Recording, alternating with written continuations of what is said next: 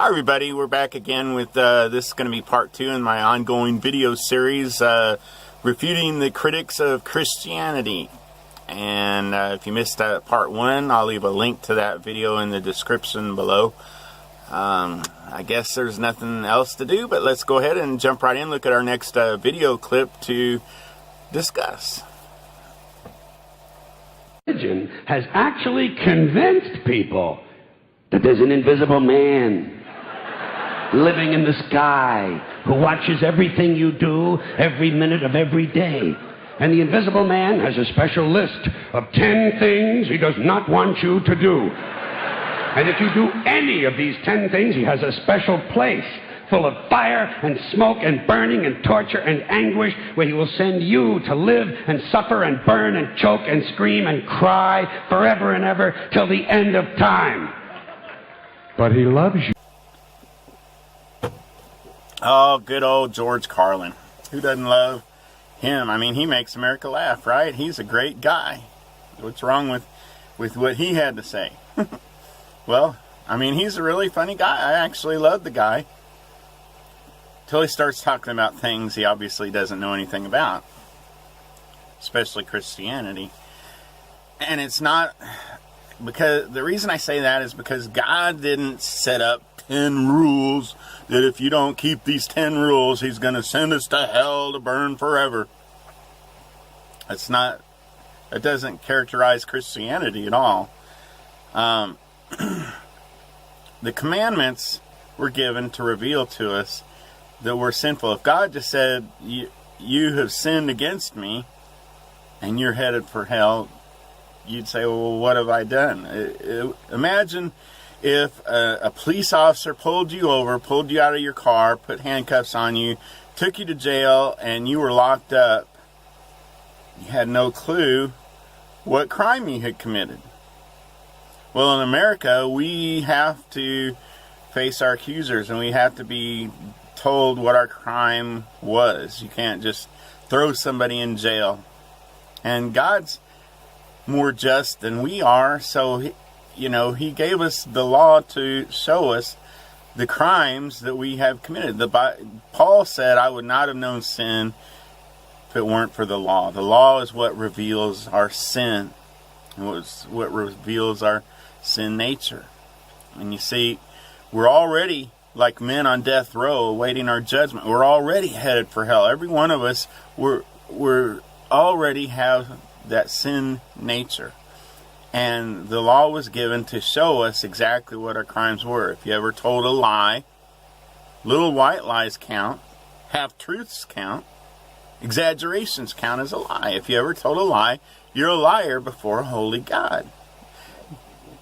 And you see, God is a just God. God is holy, and he can't allow sin into heaven. He's a just, holy judge of the universe. And the same way that a judge must judge a criminal who's been found guilty, you'd think if a criminal was found guilty and the judge said, well, I'm gonna let you go this time and just don't do it again, you would think that judge, you'd be outraged. You'd think that judge was unjust. Well, how much more is the judge of the universe?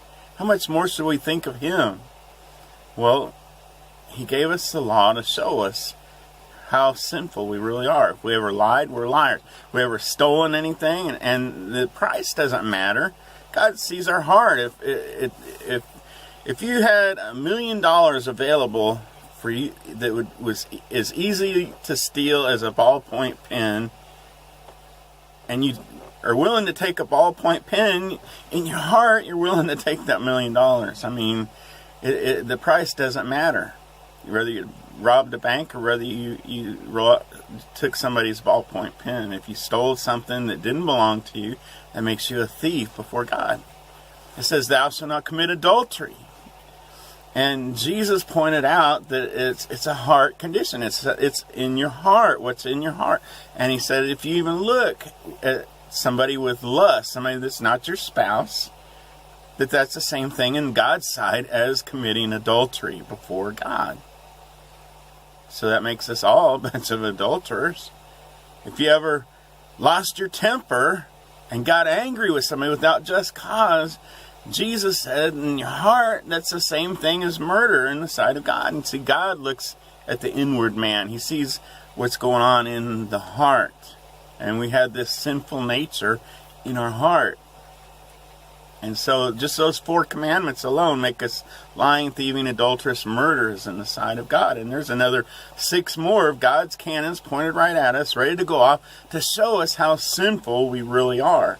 And it's not about, you got to keep these laws or you're going to go to hell. No, we're already headed for hell. And God gave us the law to, it's like giving us, showing us what crimes we've already committed. You understand that? And that's what the point of the law was, to justly show us what crimes we have committed against God. But the good news is how much God loved us and doesn't want us to go to hell. And He loved us so much that He sent His only begotten Son.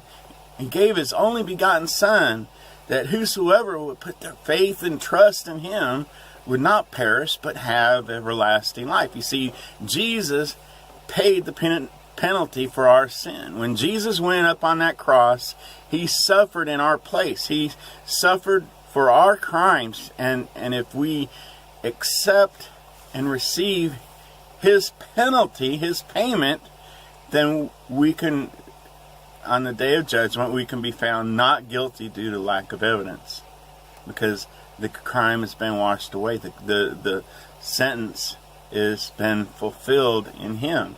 In America, we have, it's, if you were speeding and you got pulled over and you taken to jail and you had this big, huge fine, the judge will let somebody else come in and pay your fine for you, and you can go. And the same principle is at work here. God is a just judge, and He allowed someone who had never sinned take yours and my place. And when you make Jesus Lord of your life, you actually exchange His life of righteousness, where He kept the law, where He kept all the commandments that we could never keep. And we exchange His righteousness for our guilty life, for our sinful life. And He takes that sin, and it was placed on the cross of Calvary. And Jesus shed His blood and died there. And that's the whole point of the cross. And so when George Carlin says that this big invisible guy up there is going to send you to hell because you don't, he doesn't know what he's talking about. That's just all there is to it.